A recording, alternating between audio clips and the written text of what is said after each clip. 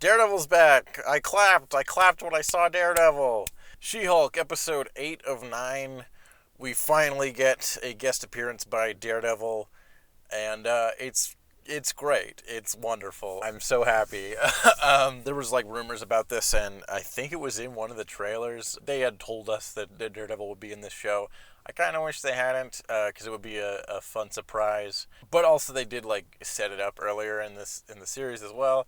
So we knew he was coming, and I was pretty sure it was going to be this one because it's episode 8 of 9. So if he's not in this one, it's got to be the next one. So it's got to be soon. So let's get into it. She-Hulk is defending a client. I forget his name. It's like a frog-themed character. He had bought a suit from the super suit guy we saw earlier, so he's back in this episode. So Jen is now in a case against the super suit guy. Then Matt Murdock is revealed to be the lawyer on the other side, which was kind of set up earlier, as we know that the super suit guy made a new suit for Daredevil, and so he's his lawyer. Makes sense. Immediately, Charlie Cox is so charismatic and so great as Matt Murdock, and he slips right back into it.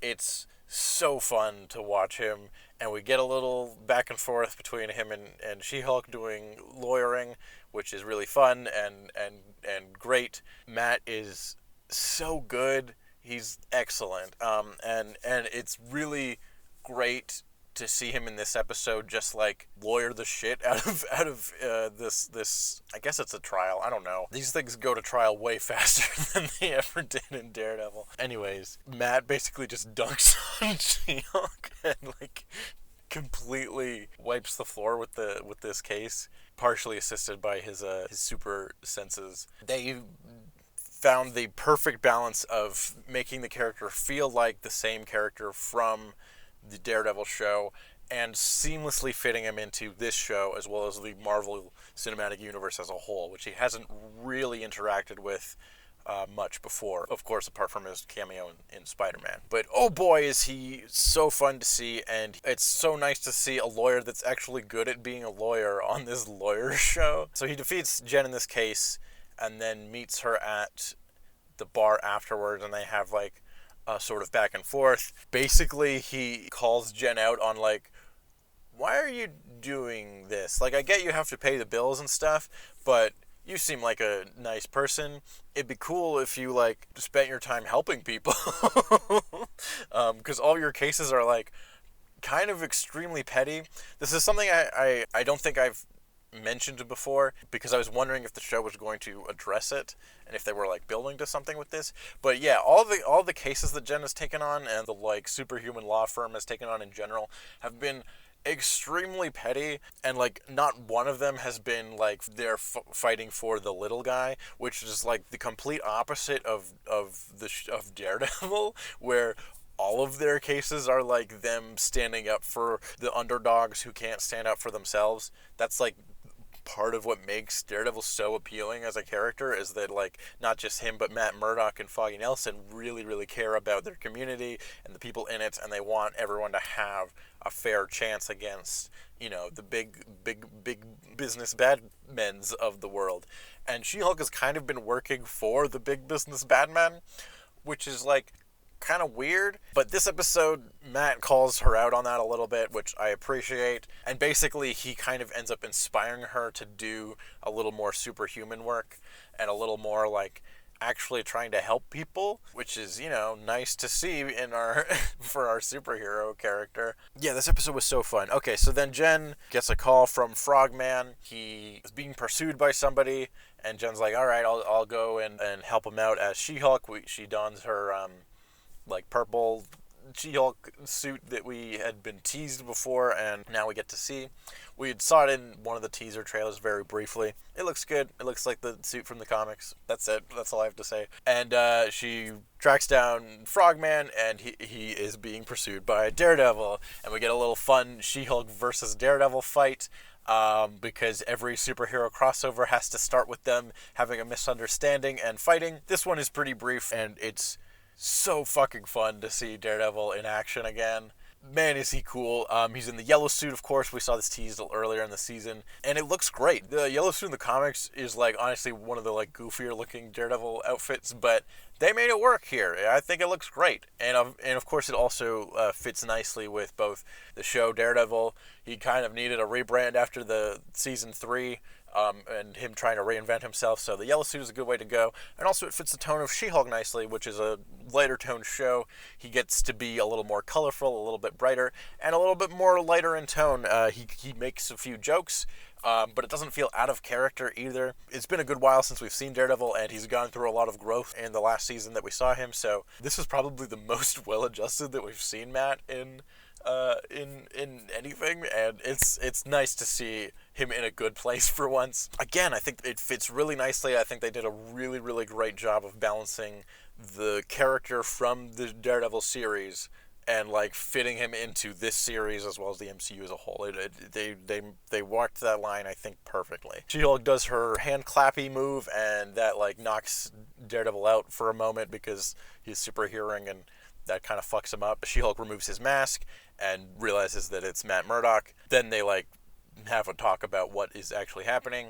Turns out Frogman was the one at fault in the case, as Daredevil proved by being a good lawyer and doing his research for misusing the supersuit that the supersuit designer guy made for him. Now Frogman has turned villain and has kidnapped supersuit designer man in order to force him to make him a new suit. So Daredevil has gone after him. Okay, a thing I forgot from earlier in the courtroom scene. I'm probably going to get the, like, specific lawyer terms wrong, but basically Matt submits, like, a motion to bypass the, like, discovery phase of the trial on the basis that Luke Jacobson, the superhero designer guy, works with a lot of superheroes that have secret identities, and it's not fair to, like, out those people's secret identities, as that puts them and their loved ones in danger. And then he just says something along the lines of, because as you know, the Sokovia Accords have been repealed. I'm sorry, what? Crazy retcon just out of nowhere, but, like, I guess we have to do that kind of thing sometimes. Absolutely crazy retcon. Just, Sokovia Accords don't exist anymore. Now you know. What, you're just hearing about that now? Well, it's been a thing for a while. Take my word for it. I think this instance is like a symptom of the MCU existing as a whole. Sometimes you have to retcon stuff in order for other things to make sense. Like, we need Daredevil to have a secret identity, and since the Sokovia Accords literally never came up in the Daredevil show, because by that point in the series, it was, like, unclear if the show was even connected to the MCU at all, or if it was just its own thing. And we need Daredevil to have a secret identity in this episode, so in order for that to make any kind of sense at all, we're just going to say that at some point they got repealed. When did that happen? I don't know. Moving on. So there is some, like, jumping through hoops and stuff like that, but that's just sort of part of, like, the MCU as a whole is trying to make all these different things fit in the same universe and make some kind of sense. Still, just the way it was framed is like, as you know, I didn't know that. I've been paying attention. When did that happen? Anyways, Daredevil and She-Hulk, now that they realize what's going on, team up, and it's great. It's so fun. Matt and Jen actually have really good chemistry here, which is so fun to see because Matt is great, and I think Tatiana is really great when she's allowed to, like, show off that she's great. And in this episode, I think she does. With her back and forth with Daredevil, I think is really fun. We do get the Daredevil theme a little bit, just a tiny bit for the fans. Just a little bit for the. There's a little Easter egg for the fans there. We try to make this for the fans, you know. When he mentions, well, I'm Daredevil, and She-Hulk's like, I've never heard of you, which makes sense. She-Hulk's on Disney Plus and Daredevil's on Netflix, so she's never watched it. But it's just like a very brief, and it was nice to hear, but then it wasn't in the rest of the episode. They give Daredevil his own little kind of, like, motif throughout this episode, and they like tease it in the previous episode when they, like, teased his helmet. So he has his own, like, She-Hulk specific Daredevil theme, which is, like, fine and functional. It's, like, consistent in this show whenever he shows up and does something. But it's like weird because Daredevil has a theme. He has a whole show where he has a theme song. You could just use that. You used it in the thing just for a tiny bit. That's all we get. But that's fucking Marvel themes. They're incredibly inconsistent across the entire MCU. Apart from like the Captain America theme and the Avengers theme, those were the only ones that like show up on more than one occasion. Every other character has like multiple themes in multiple movies. It's extremely frustrating. Michael Giacchino sometimes like carries over themes between movies, but then like another time Danny Elfman will direct Doctor Strange 2 and then not even use the Doctor Strange theme, even though it was used in Spider-Man when he showed up in that movie. So like, fucking whatever. This is like a problem bigger than just She-Hulk as a whole. I'm way off topic. I'm supposed to be talking about Daredevil in the She-Hulk show. So they fight some goons. We do get to see Daredevil kicking ass again, which is so fun and so nice to see. They do like a tease, like they're about to do a like one-take hallway fight, and then She-Hulk just shows up and like smashes through everybody. And this has kind of been the only time that I'm like on board with the She-Hulk haters, where like I get what they're doing and she's right. It's much easier to just beat them all in one instance as opposed to taking them all on one by one. She kind of makes this scene worse, and but that's mostly just because Daredevil is so fucking cool. And like a totally different type of character, right? Part of She-Hulk's appeal, at least to me, is like sort of the power fantasy of it, of like, yeah, I'm just super strong and super awesome, fucking deal with it. Where Daredevil is like an underdog and like can get hurt and get beat up, and that's like what makes him compelling, is that like you don't know if he's gonna make it out of this fight or not. But fine, like I get it. It's still a fun sequence. We still do get to see Daredevil kicking ass, and it's fun to see these two bounce off each other. It's a good episode. It probably sounds like I'm complaining about it, but really I'm just nitpicking very specific minor things in an episode that I overall adore. Yeah. Anyways, Daredevil and She-Hulk beat the Frogman and save the day, and they kind of flirt a little bit at the end of this little adventure together, and they fuck. Because She-Hulk fucks, and as we know, actually, Daredevil fucks as well. And they fuck, and it's great. They have good chemistry, and they're like, hey, you're hot, I'm hot, let's do this. And he's like, oh, I go back tomorrow, and she's like, well, want to fuck, basically? And it's great. It's a fun sequence. It ends with She-Hulk, or Daredevil doing a, like, walk of shame walk home afterwards in his Daredevil suit, which is a funny moment. I think one of the only times we've ever seen Daredevil in the day, which is like in the suit in the day, which is kind of fun. And yeah, something you wouldn't see in the Daredevil show, but works here. This was a really good episode. Oh yeah, also there's like an ending. Okay, there was a lawyer gala set up earlier that I forgot to mention, because it was very briefly set up. She-Hulk is nominated for Female Lawyer of the Year.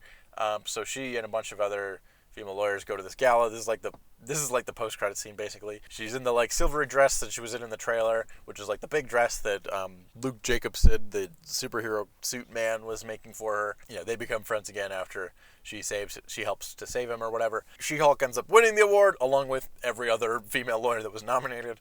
Once again, Mallory Book is like probably the best lawyer in the show, other than Daredevil. She has like a really good one-liner where they're like, what's it like to be a female lawyer? And she's like, I have to do twice the work with half the recognition, and I have to deal with assholes asking me what it's like to be a female lawyer all the time. I'm like, fucking A. I like you. You can stay. But then this event ends up being hacked by the like She-Hulk incel 4chan people, and they like put She-Hulk on blast. We see that cute boy that She-Hulk slept with a couple episodes ago, or was that last episode? I don't remember. Turns out he was filming them hooking up. She-Hulk loses her temper. She like smashes the video thing, and then she ends up getting arrested by Hulkbuster unit, superhero cops, I don't know, Sword? I'm not sure who they are, but she ends up getting arrested at the end of the episode.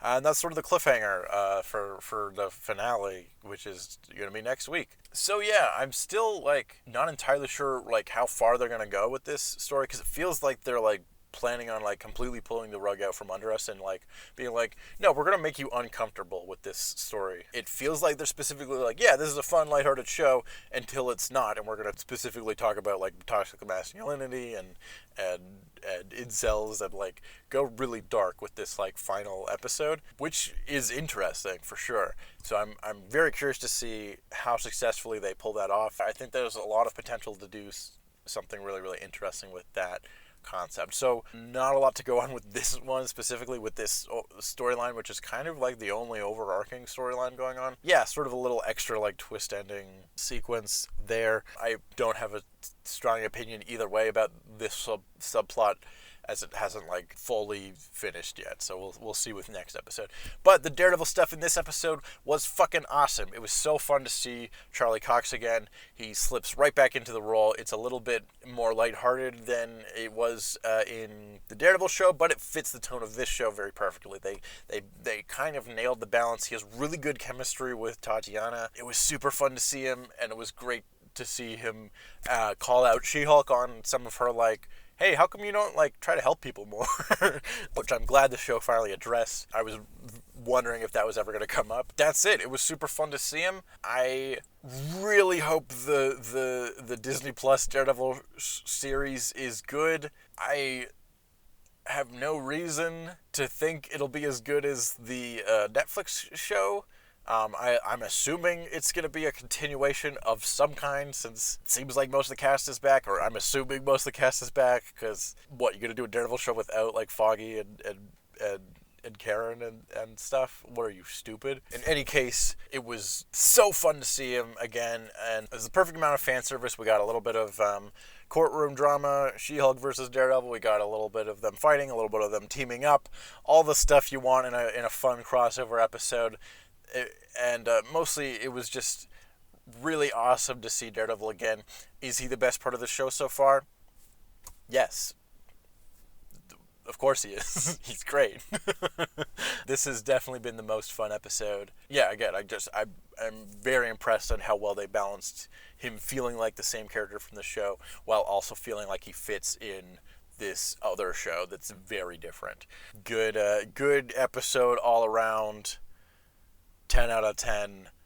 I hope he comes back for the next one. I don't know that he will, but it'd be kind of fun if he did. That's it for now.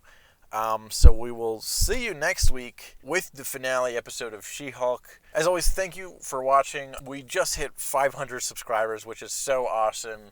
It's really amazing to me that many people are interested in watching me talk about stuff. So if you're new here, consider subscribing. We're going through every episode of She-Hulk. Next week is the finale. I'm probably going to do some type of like overall series analysis video once the whole show is wrapped up as well.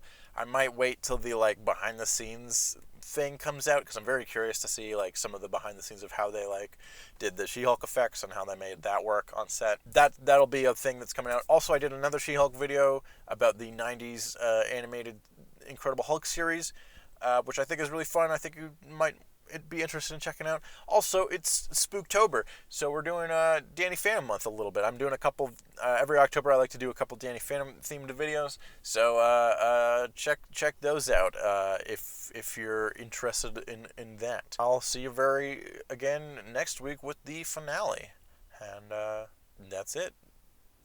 Daredevil is I like him.